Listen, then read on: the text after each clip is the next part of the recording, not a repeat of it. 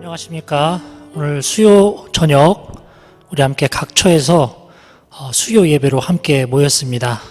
우리 하나님께 이 시간 수요 예배로 영광 돌리고 또 말씀을 통해서 은혜의 시간 갖기를 원합니다. 다 같이 묵도하심으로 수요 예배 시작하겠습니다.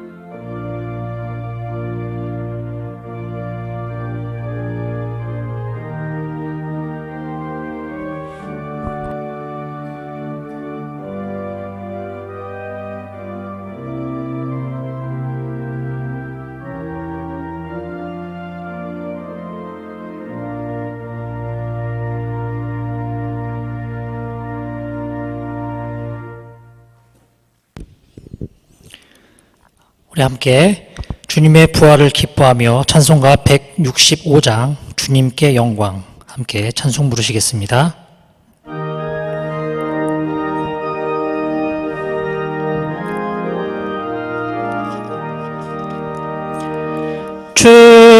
주님께 영광 다시 사신 주 사망 권세 모두 이기시었네. 흰 옷 입은 천사 볼을 옮겼고 누우셨던 곳은 비어 있었네. 주님께 영광 다시 사신 주 사망 권세 모두 이기시었네.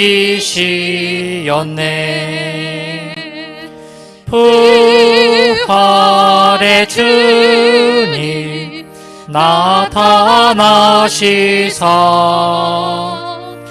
두려움과 의심 물리치셨네. 주의 교회 기뻐 찬송하여라. 다시 사신 주님 죽음 이겼네.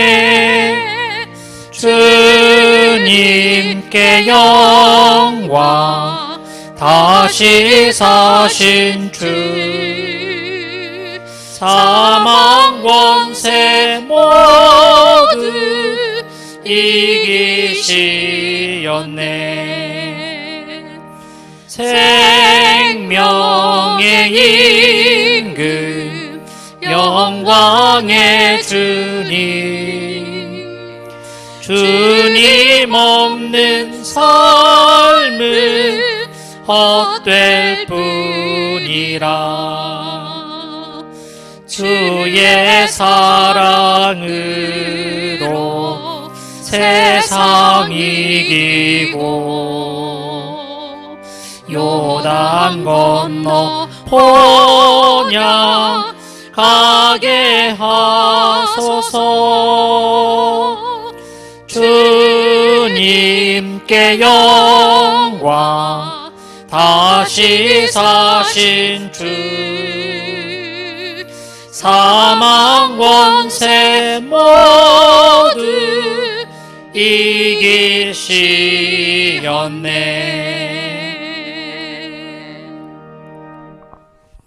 예배를 위해 우리를 대표하여 문정영 전도사님 기도해 주시겠습니다.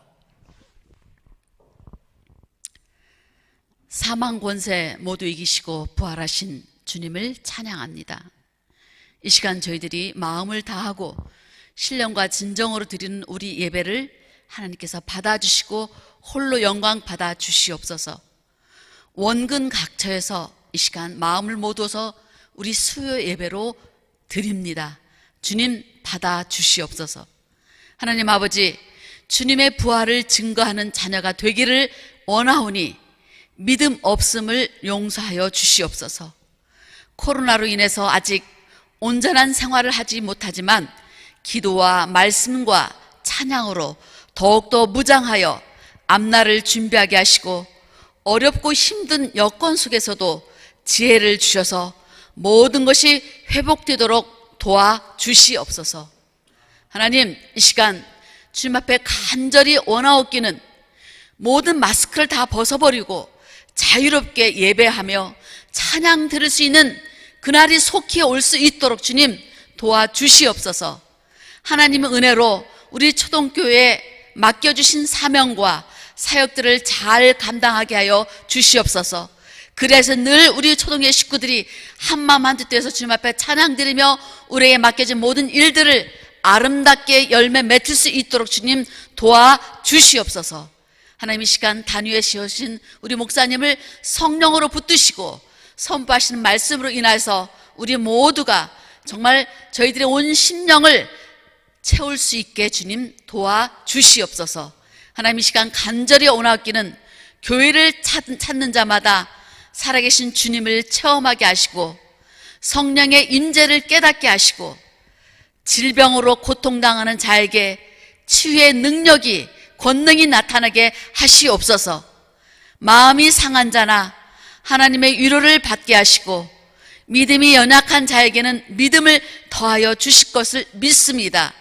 하나님, 다시 한번 간가오니 각자 흩어진 있는 우리 초동의 식구들에게 한없는 은혜와 축복으로 함께하여 줄 줄 믿고 감사드리며 살아계신 예수 그리스도의 이름으로 간절히 기도드려옵나이다. 아멘.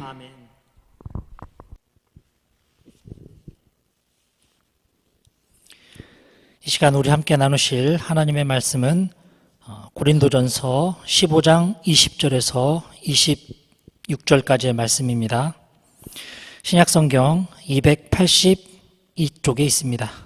고린도전서 15장 20절에서 26절까지의 말씀 제가 봉독을 해드리도록 하겠습니다. 그러나 이제 그리스도께서 죽은 자 가운데서 다시 살아나사 잠자는 자들의 첫 열매가 되셨도다. 사망이 한 사람으로 말미암았으니 죽은 자의 부활도 한 사람으로 말미암는도다. 아담 안에서 모든 사람이 죽은 것 같이 그리스도 안에서 모든 사람이 삶을 얻으리라. 그러나 각각 자기 차례대로 되리니 먼저는 첫 열매인 그리스도요, 다음에는 그가 강림하실 때에 그리스도에게 속한 자요, 그 후에는 마지막이니 그가 모든 통치와 모든 권세와 능력을 멸하시고 나라를 아버지 하나님께 바칠 때라. 그가 모든 원수를 그 발 아래에 둘 때까지 반드시 왕노릇 하시리니 맨 나중에 멸망받을 원수는 사망이니라. 아멘. 이 시간 우리 다음에 열매들이 됩시다 라는 제목의 말씀의 은혜 함께 나누도록 하겠습니다. 사람이 죽으면 장사를 지냅니다. 장사를 지내고 그 사람이 묻힌 곳에 흔히 묘비를 세웁니다. 그리고 그 묘비에는 망자가 누구인지 알 수 있도록 그 망자에 대해서 기본적인 정보들, 그러니까 이름, 생몰연월일 또는 가족관계나 생애 업적 등 이런 것들을 새겨넣습니다. 그래서 그 사람이 죽었다라는 이 사실의 증거로 삼죠. 이처럼 사람은 누구나 이 땅에 태어나서 언제인지 모를 그 삶의 끝에 반드시 죽음을 겪습니다. 이 죽음이란 사건은 그 누구도 예외를 두지 않습니다.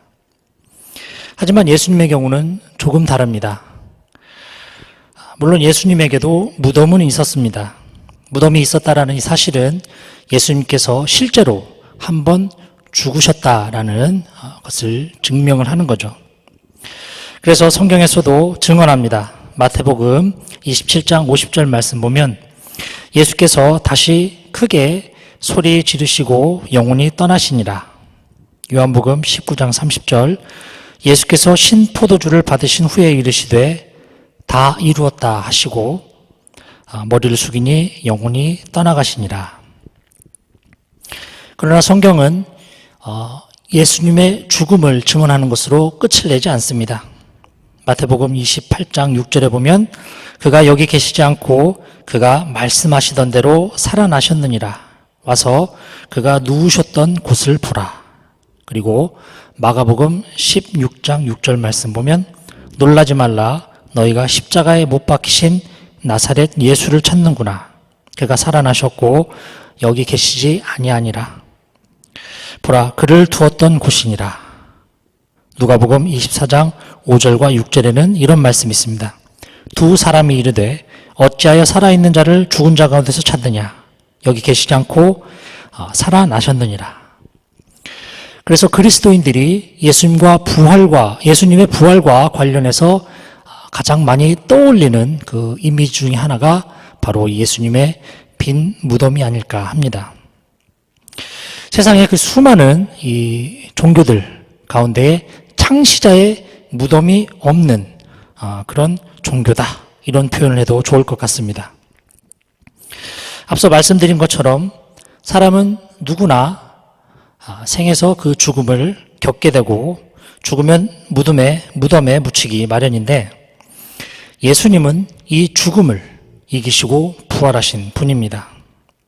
그래서 빈 무덤입니다. 그렇기 때문에 예수님의 부활을 믿으며 살아가는 우리 그리스도교는 여기 빈 무덤에서부터 시작되었다 해도 과언이 아닐 것입니다.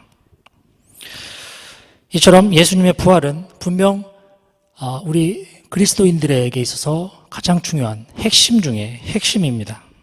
하지만 기독교의 역사 속에서 예수님의 부활은 불신과 오해를 수없이 불러일으켰습니다. 이미 예수님의 부활과 동시에 그 부활을 믿지 못하는 움직임들이 있었죠. 예수님의 부활에 대한 불신하면 누가 가장 먼저 떠오릅니까? 아마도 그리스도인들 대다수가 예수님의 제자 도마를 떠올리지 않을까 하는 생각을 해봅니다. 도마는 자기가 직접 눈으로 보고 또 손으로 만져 확인하지 않고는 절대로 예수님의 부활을 믿지 못하겠다 이렇게 말을 했기 때문이죠. 또 초대교회 시절 고린도 교회에서도 예수님의 부활이 없다고 말하는 사람들이 있었습니다. 고린도전서 15장 12절 말씀에 보면 그리스도께서 죽은 자 가운데서 다시 살아나셨다 전파되었거늘 너희 중에서 어떤 사람들은 어찌하여 죽은 자 가운데서 부활이 없다 하느냐 이런 말씀이 있습니다. 그리고 예수님의 부활을 믿노라 하는 그런 사람들 중에서도 그 부활은 맞는데 몸의 부활이 아니라 그 영혼과 정신의 부활이다 이렇게 주장하는 일도 있었습니다. 또 어떤 이들은 부활을 믿지 못하기 때문에 부활에 대한 이 말씀들을 하나의 어떤 그 신화적인 이야기로 그렇게 간주하기도 했습니다. 하지만 분명 부활은 하나님께서 직접 개입하신 초월적인 사건입니다. 그렇기 때문에 부활을 이 인간의 지식과 논리와 언어로 설명하고 또 이해한다라는 것은 정말 어려운 일입니다. 그런데 사실 믿음과 관련된 이 일들 가운데 우리가 정말로 설명하기 어렵고 또 이해하기 힘든 그런 이야기가 과연 예수님의 부활뿐인가? 라고 생각을 해보면 부활로 그치지 않죠. 창조 이야기로부터 이 출애굽 사건, 광야 40년, 그리고 가나안 정복, 사사시대와 왕정시대, 포로기 시대, 그리고 예수님 시대와 예수님의 그 이후의 이야기들, 성경의 곳곳에 있는 그 수많은 사건들이 우리가 참 말로 설명하기 힘들고 또 이해하기 어려운 그런 사건들 뿐입니다. 그래서 우리는 성경을 머리로 읽지 않고 믿음으로 읽어야 된다라는 거죠. 마찬가지로 예수님의 부활 역시 인간의 이 역사 속에서만 머물지 않고 그 인간의 역사를 초월하는 사건이기 때문에 2000년이 훨씬 지난 지금의 우리에게 있어서도 놀라운 믿음의 신비가 됩니다. 그래서 이를 믿는 사람은 누구나 예수님이 이루신 부활의 영광에 참여할 수 있게 되는 것입니다. 우리는 지금 살아가고 있는 이 시대를 흔히 100세 시대다 이렇게 말들을 하죠. 그만큼 평균 수명이 많이 늘어났기 때문에 이런 표현을 하는 것입니다. 아마 시간이 지날수록 인류는 지금의 의학 기술이 더 발달해서 지금보다 더 젊고 더 건강하게 오래 살게 될지도 모릅니다. 하지만 100세 그 이상의 시대가 온다 하더라도 모든 사람은 결국 죽음을 맞이할 수밖에 없습니다. 어느 누구도 이 죽음을 피해갈 수가 없는 거죠. 그렇지만 사람은 누구나 죽음을 싫어하고 그 생명에 대한 애착과 집념이 굉장히 대단합니다. 아무리 심한 이 질병 속에서 고통당하는 사람이라 할지라도, 정말 희망이 없어 보이는 사람이라 할지라도 좀 더 살고 싶은 마음은 여느 건강한 사람과 다를 바가 없습니다. 그래서 인간은 참 비참한 존재인지도 모릅니다.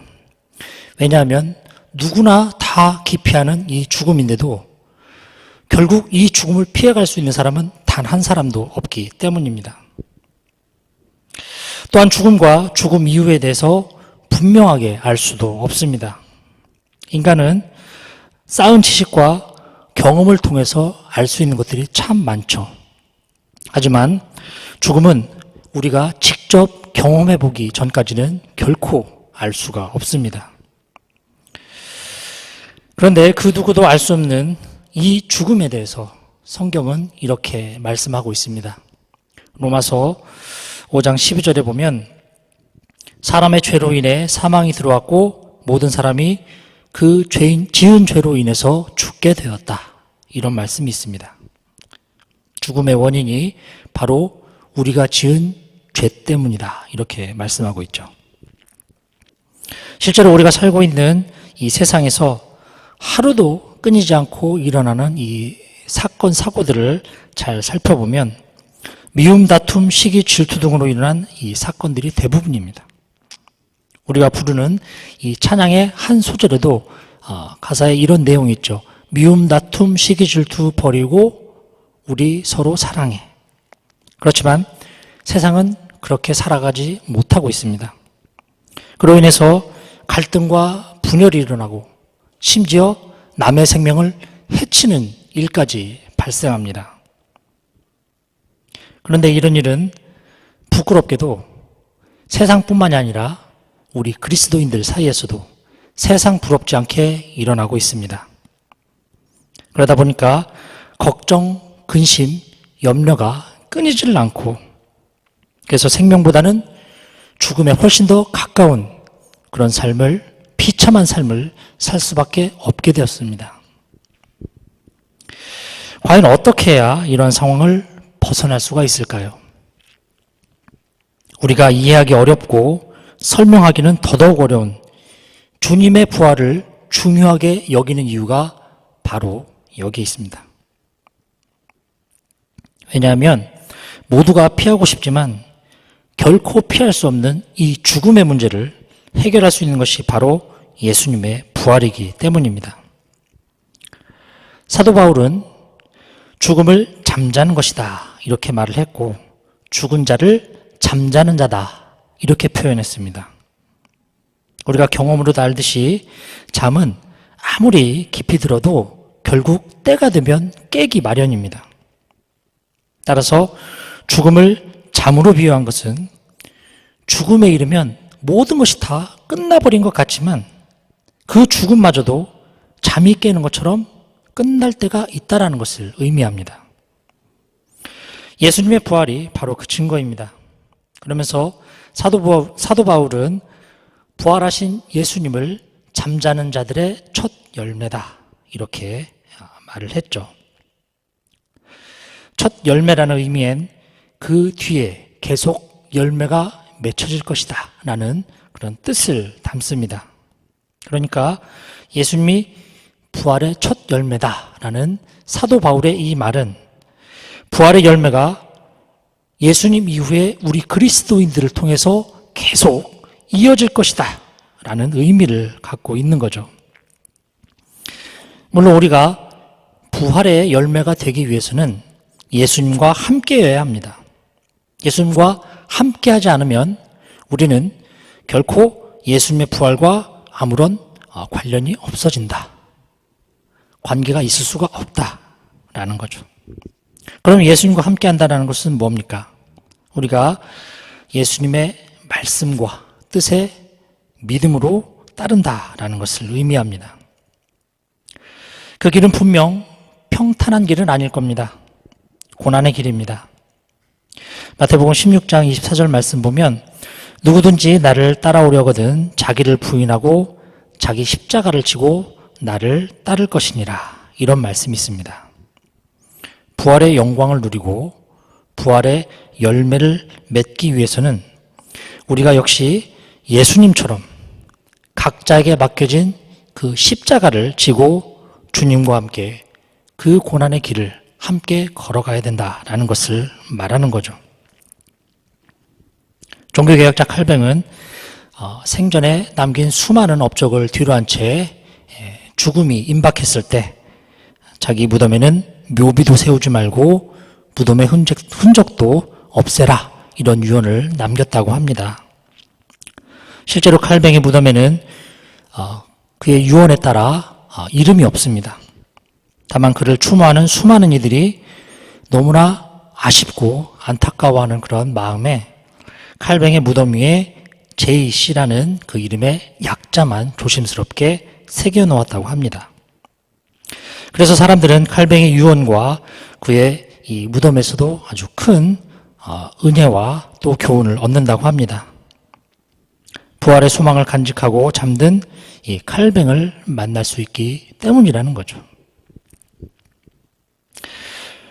그렇다면 지금의 우리에게 참된 소망은 무엇일까요? 수많은 사람들이 세상에서 영원한 행복과 이 만족을 찾아 헤매고 있지만 세상에서 접하는 소식들은 모두 다 어둡고 또 죽음의 그런 소식들 뿐입니다. 하지만 우리 그리스도인들에게는 예수 그리스도를 통한 이 부활 신앙이 있죠. 그래서 부활의 첫 열매가 되신 예수 그리스도를 우리가 믿음으로 바라볼 때 우리는 세상에서는 찾아볼 수 없는 참된 기쁨을 얻을 수 있게 되는 것입니다. 어제 저녁에 집에 들어가면서 문득 이런 생각을 했습니다.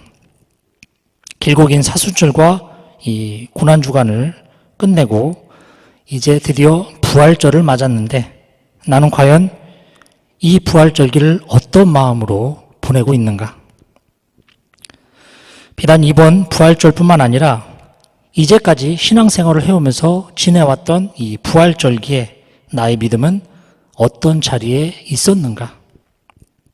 혹 사순절기에 주님의 고난에 동참한다면서 나름의 이 금욕적인 생활을 하다가 드디어 이 기쁜 부활절을 맞아서 스스로 쳐놓은 이 억압에서 해방감을 맞는 것에서 나도 모르게 기쁨을 얻지는 않았는가. 그렇게 생각하니 거기에 가장 중요한 주님의 부활은 간과한 채 믿음을 상실한 껍데기뿐인 저만 남았습니다. 사순절은 우리를 위해 죽으신 주님의 고난에 경건으로 동참하며 주님의 부활을 기다리는 절기입니다. 그리고 부활절은 그 기간, 고난으로 지내온 그 기간의 보상이 아니라 부활하신 주님과 함께 부활의 열매들이 되기 위해서 시작되는 새로운 믿음의 여정입니다. 바로 이런 믿음의 고백과 부활의 소망 가운데 주님의 뜻을 받들어 다음 열매들이 되기에 맞지 않는 그런 신앙의 삶을 이어가시는 우리 모든 초동의 교우 여러분들이 되실 수 있기를 간절히 바랍니다. 함께 우리에게 주신 말씀을 묵상하며 잠시 기도하는 시간 갖도록 하겠습니다.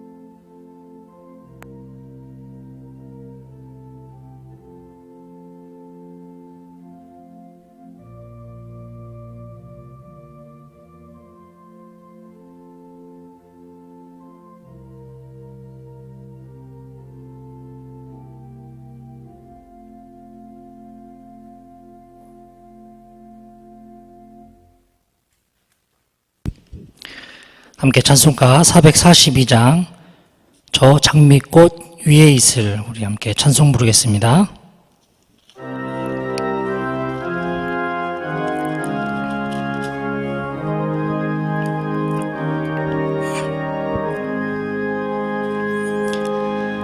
저 장미꽃 위에 있을 아직 맺혀 있는 그때에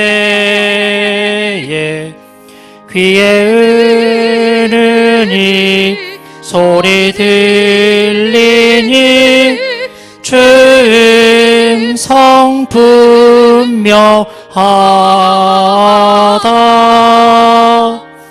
주님 나와 동행을 하면서 나를 친구 삼으셨네.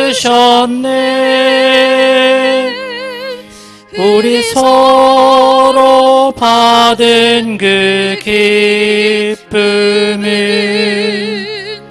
알 사람이 없도다.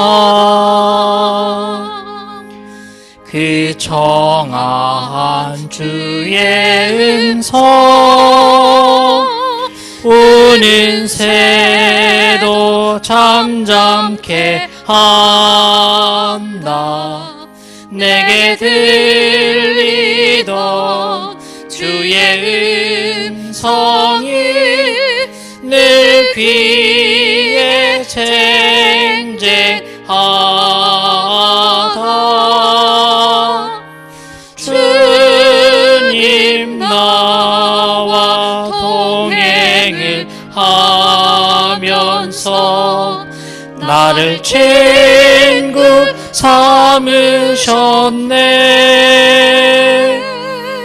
우리 서로 받은 그 기쁨은 알 사람이 없도다. 밤 깊도록 동산 안에 주와 함께 있으려 하나. 괴로운 세상에 할 일 많아서 날 가라며 하신다. 주님 나와 동행을 하면서 나를 친구 삼으셨네. 우리 서로 받은 그 기쁨은 알 사람이 없도다.